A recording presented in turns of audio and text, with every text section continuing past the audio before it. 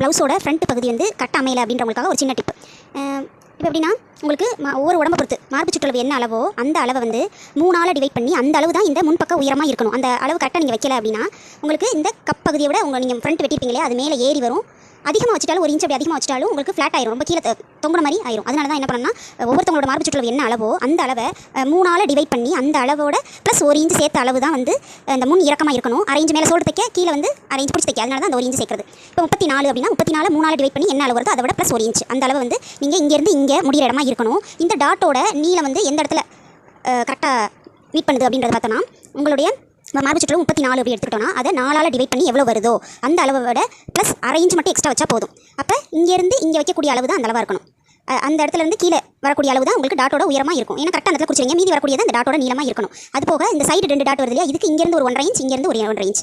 இதுதான் இந்த மாதிரி கரெக்டாக அப்படி பண்ணிங்கன்னா உங்களுக்கு ஷேப் கரெக்டாக எடுத்து கொடுக்கும்.